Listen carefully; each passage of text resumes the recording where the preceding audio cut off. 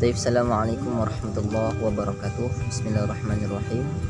Rabbi shrah li sadri wa yassir li amri wahlul 'uqdatam min lisani yafqahu qawli. Amma ba'du, izin memperkenalkan diri. Nama saya Febriansyah dengan NPM 2031030076 dari Fakultas Usuluddin, jurusan Ilmu Al-Qur'an dan Tafsir semester 3.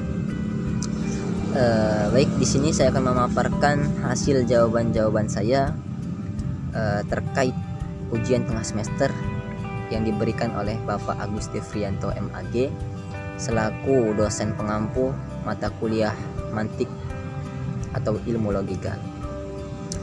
Baik, langsung saja untuk mempersingkat waktu pada kesempatan kali ini.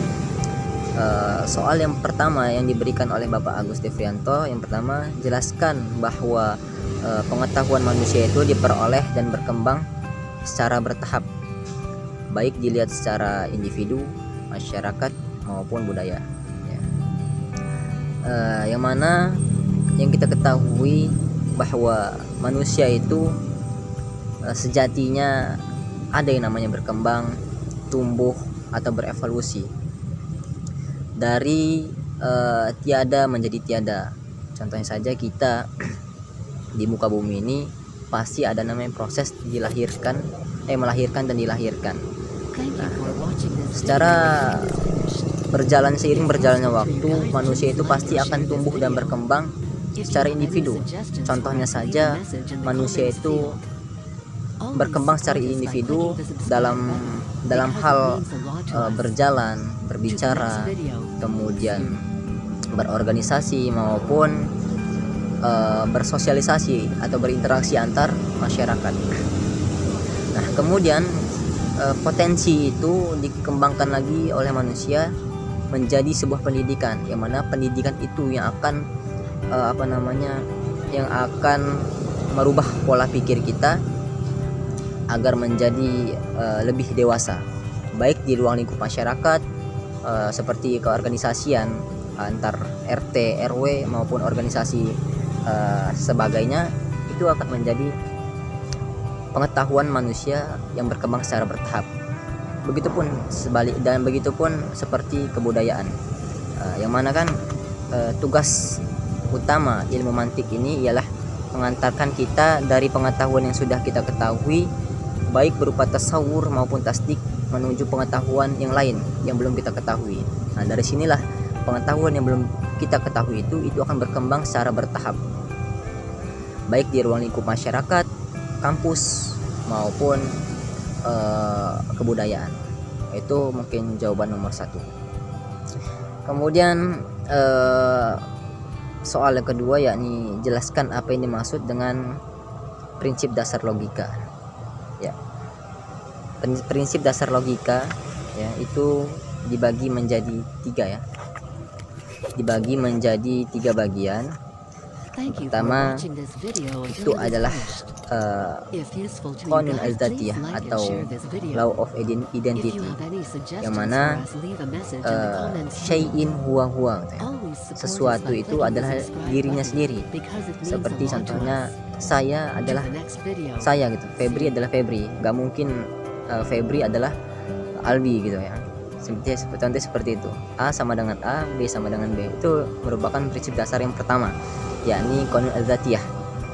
Kemudian ada namanya prinsip dasar logika yang disebut dengan qanun adam an tanaqud atau law of kontradiksi.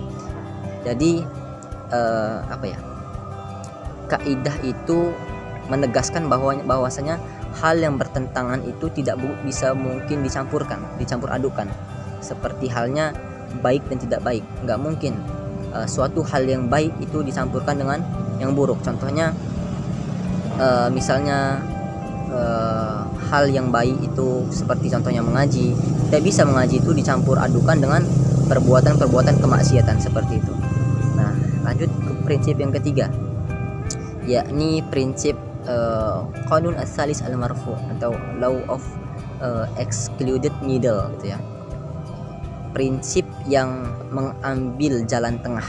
Contohnya misalnya, saya mengatakan bahwasanya gelas itu bergerak.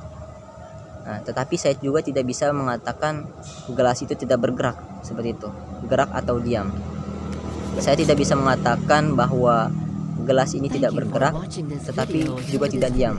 Mengapa? Karena sekali lagi kita tegaskan bahwasanya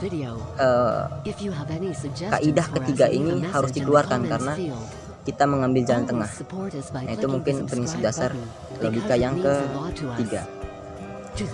Kemudian lanjut terkait nomor 3, yakni bagaimanakah hubungan antara komprehensi dengan eksistensi dalam suatu konsep. Jelaskan dengan contoh secukupnya. Baik, dalam ilmu logika, komprehensi adalah isi dari sebuah pengertian, sedangkan eksistensi adalah luasnya dari pengertian tersebut. Isi pengertiannya adalah komprehensi, yang mana suatu unsur atau semua unsur yang termuat dalam pengertian tersebut itu namanya komprehensi. Isi sama dengan komprehensi dan luas sama dengan eksistensi. Contohnya misalnya saja tangkapan kita terhadap pengertian monyet, ya. Maka pasti memiliki luas pengertian yang akan lebih sempit daripada pengertian kita tentang binatang. Contohnya misalkan monyet adalah jenis binatang. Dalam hal lain, pengertian monyet sendiri itu lebih luas secara eksistensi, karena eksistensi pada binatang itu lebih besar daripada luas pengertian pada monyet itu sendiri. Tetapi isi pengertian komprehensi pada monyet itu sendiri lebih besar daripada isi pengertian pada binatang. Jadi kita dapat memahami apa yang kita tunjuk oleh monyet karena luasnya lebih terfokus dibandingkan dengan yang ditunjuk oleh binatang yang kurang terfokus. Jadi ketika kita melihat monyet itu pasti di benak kita memikirkan pada ruang lingkup yang luas. Kita mengatakan bahwasanya monyet itu bukanlah hanya monyet, melainkan monyet itu adalah binatang. Itu yang disebut dengan hubungan antara komprehensi dengan eksistensi. Nah, mungkin itu. Kemudian ini nomor 4 ya, terkait buatlah sebuah contoh argumen, ya, argumen, dan analisislah argumen Anda ke dalam 2 bagian, yakni bagian klaim atau kesimpulan atau yang disebut dengan konklusi, dan bagian latar belakang atau premis, yang mana premis ini dibagi menjadi 2, premis minor dan premis mayor.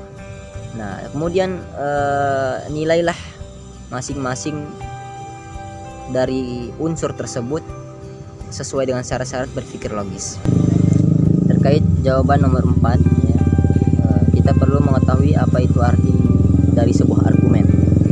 Argumen adalah rangkaian atau suatu pernyataan-pernyataan yang mempunyai ungkapan dan perlunya dan membutuhkan suatu tasdiq atau pembenaran dan sebuah kesimpulan atau konklusi. Nah, contoh tasawurat atau gambaran sebuah argumen, yang mana argumen ini yang akan saya sampaikan ini adalah seringkali menjadi bahasan dalam kajian ilmu mantik. Contohnya misalnya argumen ada yang mengatakan dalil al-hudus atau dalil kebaruan alam. Apakah alam itu baru atau alam itu qadim atau lama? Dengan hal ini kita perlu membuktikan pembenarannya atau tasdiknya dengan cara unsur tadi, premis minor dan premis mayor serta konklusinya, gitu ya. Nah, yang pertama ialah premis minor, yang mana premis minor ini adalah premis yang lebih spesifik atau terikat oleh premis mayor, yang mana premis minor ini sifatnya adalah umum, serta premis mayor ini adalah menjelaskan premis minor yang merupakan bentuk umum dan mengikat seluruh konteks dari premis minor tersebut. Dan ketiga adalah konklusi. Konklusi adalah sebuah kesimpulan dari seluruh premis, seluruh pernyataan yang ada di premis minor dan premis mayor. Nah, untuk contoh tadi seperti apakah alam itu baru atau alam itu qadim, al-hudus atau wal qadim. Baik, dengan 3 prinsip tadi kita perlu membuktikan. Yang pertama adalah premis minor. Al-alamu haditsun, alam itu baru, yakni ada dari yang tidak tiada. Itu bentuk dari premis minornya. Kemudian masuk ke premis mayor, yakni wa kullu hadisin lahu muhdis, setiap yang ada dari tiada maka pasti ada yang mengadakan. Nah, kemudian kita bisa mengambil kesimpulan bahwasanya al-alamu lahu muhdis, alam ini yang ada yang mengadakan. Mengapa? Karena alam ini ada yang mengadakan karena sebuah pembenaran dari premis minor dan premis mayor. Jadi kesimpulannya bahwasanya alam itu ada yang mengadakan. Nah, itu mungkin jawaban saya dari nomor 4 soal UTS ya. Kemudian soal nomor 5, yakni apakah perbedaan antara pembagian dan penggolongan? Jelaskan dengan contoh.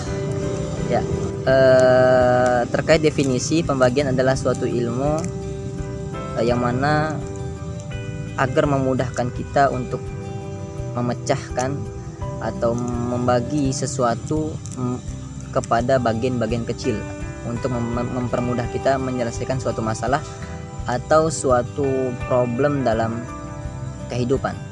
Contohnya saja ketika ada rumah seperti kamar dan di dalam rumah itu ada pintu, maka kita tidak bisa mengatakan pintu itu adalah rumah, melainkan pintu itu adalah bagian daripada rumah tersebut. Itu disebut dengan pembagian. Kemudian penggolongan. Penggolongan adalah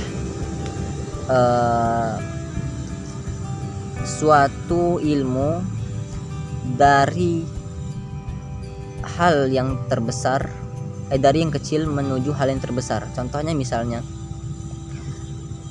ketika ada sebuah bunga mawar, bunga layu, bunga melati, terus bunga kamboja, itu kita golongkan menjadi sebuah golongan bunga, bukan menjadi sebuah bagian-bagian, akan tetapi itu menjadi sebuah golongan, yakni golongan bunga. Nah, itulah yang disebut dengan penggolongan. Kemudian lanjut kepada nomor 6, kapankah pembagian dan penggolongan itu menjadi keliru dan sesat? Ya, penggolongan dan pembagian itu akan menjadi sesat ketika menimbulkan pemahaman bahwa seluruh cabang ilmu itu menjadi satu, tidak dibagi atau tidak digolongkan. Contohnya misalnya seperti makhluk hidup, definisi makhluk hidup. Ketika tidak digolongkan, maka definisi makhluk hidup itu hanya sebatas manusia dan hewan saja, tidak terkait dengan bunga melati, bunga mawar. Nah, itu yang disebut kekeliruan dan kesesatan dalam pembagian dan kelompokan, karena pembagiannya dijadikan satu, tidak menjadikan bagian-bagian terkecil. Itu yang menyebabkan penggolongan dan pembagian menjadi keliru dan sesat. Mungkin itu pemaparan jawaban yang bisa saya sampaikan. Kurang lebihnya saya mohon maaf. Apabila ada kata-kata yang kurang berkenan, saya mohon ampun. Kepada Allah saya mohon ampun. Saya akhiri, wallahu muwaffiq ila aqwamit thoriq. Wassalamualaikum warahmatullahi wabarakatuh.